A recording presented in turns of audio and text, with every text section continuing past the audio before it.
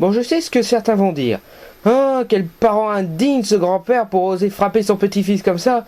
Ben, en même temps, essayez d'écouter pendant 5 minutes Goku sans avoir une envie de lui donner un gros coup de poing dans sa tronche pour lui faire fermer sa gueule. Au lycée, tout le monde me traite comme un débile. Tu es exceptionnel. Non, je suis pas comme eux. Je le sais, et eux aussi, ils s'en rendent compte. Il y a plein de types qui passent leur temps à me chercher. Je te jure, j'ai envie d'exploser. Même avec une seule main, je pourrais leur mettre une raclée. Je ne t'entraîne pas à combattre des ados, Goku. Tu m'as promis. Oui, tu m'as fait promettre de pas me battre. Dans ce cas, apprends-moi quelque chose d'utile. Apprends-moi comment faire avec les filles. Wow. Il va au lycée et il se plaint qu'il ne peut pas utiliser ses pouvoirs en public. Et il n'arrive pas à se trouver une copine.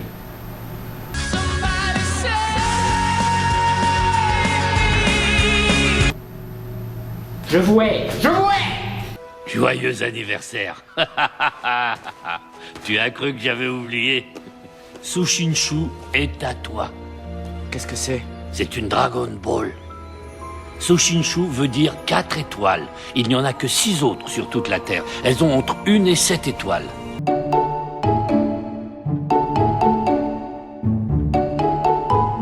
Seule, elle n'a aucun pouvoir. Mais une fois réunies, les 7 Dragon Ball accorderont un vœu à celui qui les détient. N'importe quel vœu. C'est pourquoi tu dois la protéger. Quoi qu'il arrive. Donc Goku va au lycée, ne posez pas de questions. Bref, il va au lycée en vélo, mais il se fait attaquer par un gros bras. Pourquoi? Parce qu'il vient à l'école en vélo et que lui, il vient en Camaro.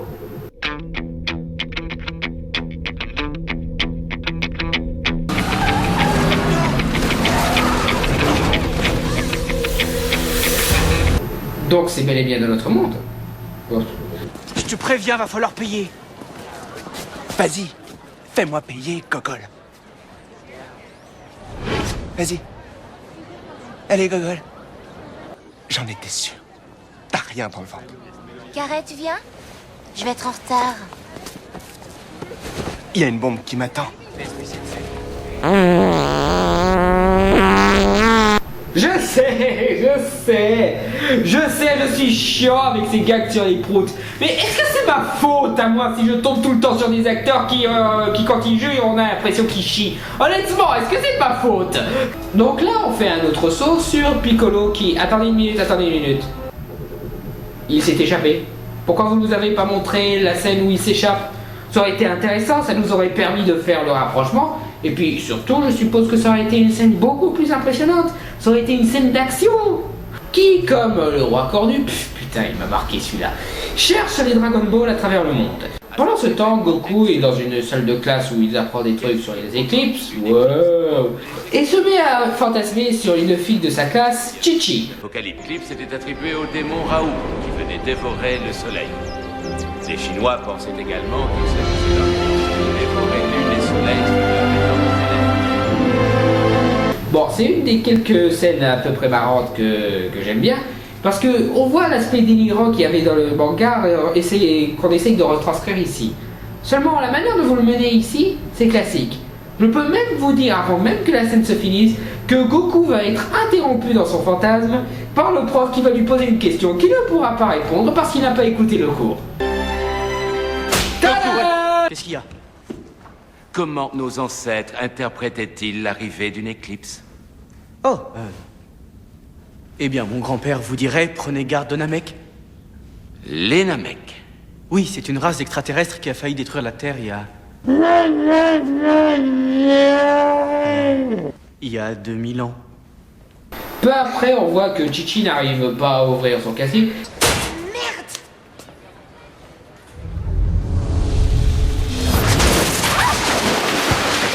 Donc, ouais, Goku, notre héros qui utilise une des plus grandes puissances de l'univers, une puissance qui est capable de vaporiser un ennemi pour ouvrir des casiers. J'en ai marre de ces petits cons qui utilisent leur super pouvoir pour des trucs banals comme ça. Tout ça parce que madame n'arrivait pas à trouver les 4 bons chiffres. Hé, Goku, c'est ça? C'est toi qui as fait ça? Ouais. C'est ton qui? Le quoi? C'est ton ki? Le ki? Je suppose que c'est classe en japonais, mais en français, ça fait... Je vais pas dire à quoi je pense, mais enfin bref. Quoi, t'as entendu parler du qui? C'est pas parce que je m'appelle Chichi que je suis débile total? Non, il y a des prénoms bien plus débiles que Chichi. Je suis pas en train de dire que Chichi c'est un prénom débile, ce que je dis, c'est qu'il est pas normal. Mais il accorde trop d'importance à ce qui est normal. Je suis pas en train de dire que t'es débile ou anormal, je dis qu'il vaut mieux que j'arrête. Ah, par contre, Goku ne se doute pas pourquoi elle sait quelque chose sur le ki qui me paraît être une source cachée secrète. Attends, je fais une fête chez moi ce soir. Ok, je viendrai. Est-ce que vous essayez de rendre ce couple romantique? Je vous demande ça parce que tout à l'heure on a vu qu'elle sortait avec le gros bras de l'équipe et qu'elle faisait pas attention à Goku. Et là, elle découvre qu'il a des super pouvoirs et hop, elle l'invite à une fête chez elle. C'est pas romantique, c'est salope. Donc Goku se prépare pour la fête de Chichi avec une scène que je dois avouer est assez marrante aussi. Une bombe m'attend. Donc il y va tranquille et bien entendu, il tombe sur des petits cons bourrés. J'ai fait la promesse de jamais me battre. Ah, t'inquiète, tu vas pas te battre. Je vais seulement te massacrer. Raté. Encore raté.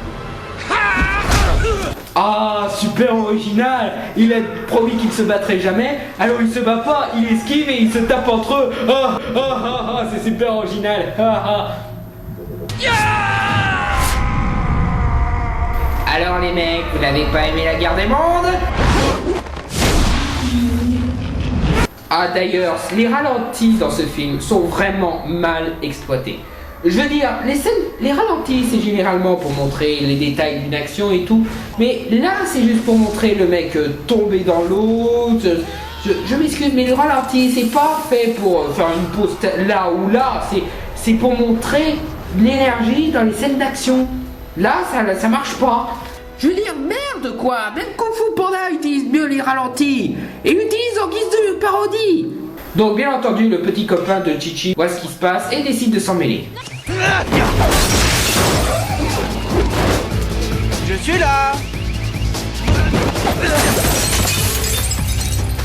J'ai vu 2-3 égratignures, faudrait peut-être les polir, tu crois pas?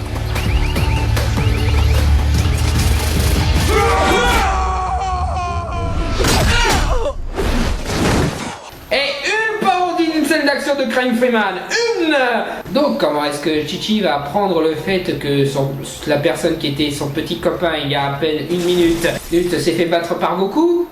Elle se met à se parler à Goku de trucs intimes. Salope! C'est une salope! Elle sort avec les plus forts! C'est pas romantique! Pendant ce temps, la tueuse de Piccolo s'en prend au grand-père de Goku. Viens. Piccolo.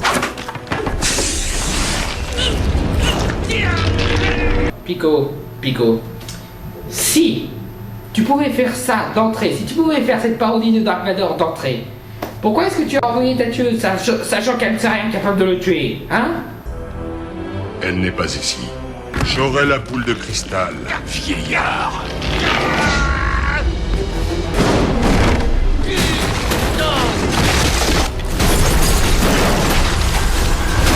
Donc attends une minute.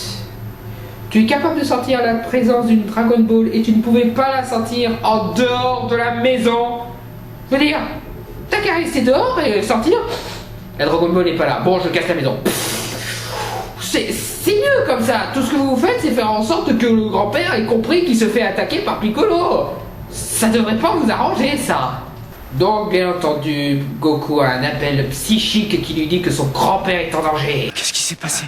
Piccolo est de retour. Il veut la boule de cristal. Elle est en lieu sûr. Oui. C'est le début. Ah oui, vous avez sans doute remarqué que Goku, à chaque fois qu'il touche une Dragon Ball, il a une série de flashbacks. Donc ouais, comme le disent certains, c'est une légère parodie du Palantir, Mais ce n'est pas ça le véritable problème. À la limite, qu'il ait des visions en touchant les Dragon Ball, je peux encore passer. Mais le véritable problème, c'est que ces flashbacks n'apportent rien. Il voit des visions et c'est tout. Il n'agit pas en conséquence, il ne prédit pas les actions de l'ennemi en conséquence. Ils savent très bien qu'il veut détruire le monde et tout, mais honnêtement, ça marche pas. Ça sert à rien, c'est juste pour copier un truc du Seigneur des Anneaux, pas pour faire avancer le scénar, c'est nul. Donc après avoir enterré son grand-père, Goku finit par tomber sur Bulma, qui est à la recherche elle aussi du Dragon Ball qu'on lui a volé. Après s'être mis d'accord d'utiliser son capteur de Dragon Ball pour retrouver les autres Dragon Ball avant le méchant Piccolo, ils montent tous les deux à bord. Transformers, more than meets the eye. Sérieux, Transformers? Je veux dire, si vous avez l'intention de copier tous les films qui sont meilleurs que celui-là, vous êtes mal parti, hein. Donc ils partent à la recherche de Tortue Génia, appelé ici Maître Roshi. J'ai essayé d'épeler Roshi de toutes les manières possibles, y a rien à faire, il apparaît nulle part. Et avec Maître M A I.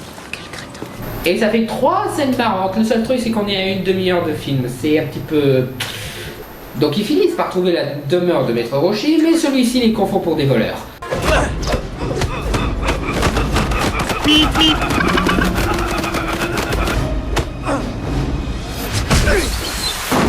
Stop! Tous les deux, vous allez arrêter maintenant.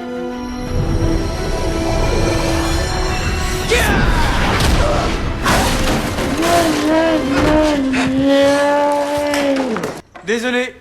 L'envol de la grue. Je le reconnaîtrai entre mille. Comment va Gohan?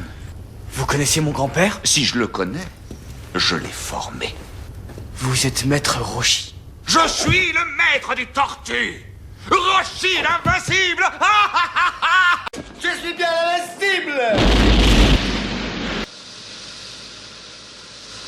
Bon, franchement, j'aime bien le personnage de Shogun Fate dans cette scène. Je dis bien dans cette scène parce que l'excentricité qu'il fait preuve dans cette scène, qui fait bien entendu un petit peu référence au côté délirant du manga, vous le reverrez jamais dans le reste du film. Mon grand-père est mort. On l'a assassiné. Mais avant de mourir, il a dit que je devais vous retrouver et vous avertir que Piccolo était de retour. Il a prétendu que vous sauriez quoi faire. Il m'a aussi dit un poème. Le début, c'était 7 Dragon Ball. 7 Dragon Ball à trouver. Maître Roshi, je vous parle de destruction du monde. Pourquoi vous vous mettez à faire de la tectonique, là? Vous avez une Dragon Ball?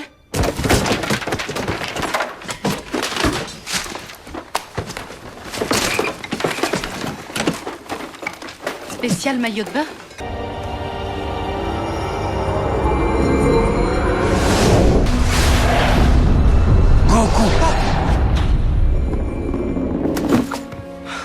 Là, ça se voit trop que vous copiez le Palantir. Vous faites le même coup qu'ils ont fait dans le Retour du Roi. Donc ils partent en voyage, mais Maître Roshi en profite pour entraîner Goku à affronter Piccolo. Pour ça, là il lui propose de porter un sac incroyablement énorme et de marcher aux côtés du véhicule. Et apparemment, Goku marche à une super vitesse vu qu'il arrive à maintenir le rythme d'une moto.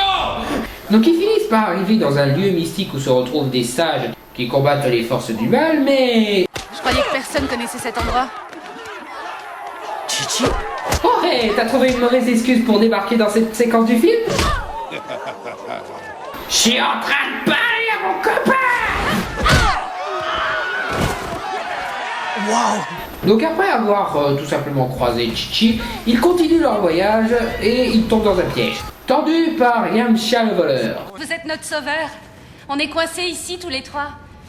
Je me montrerais reconnaissante si vous pouviez nous tirer de ce mauvais pas, mes amis et moi. Seulement, il va falloir payer. Payer? Qui a installé ce piège, d'après vous? Réfléchis, qui c'est qui a construit ce trou?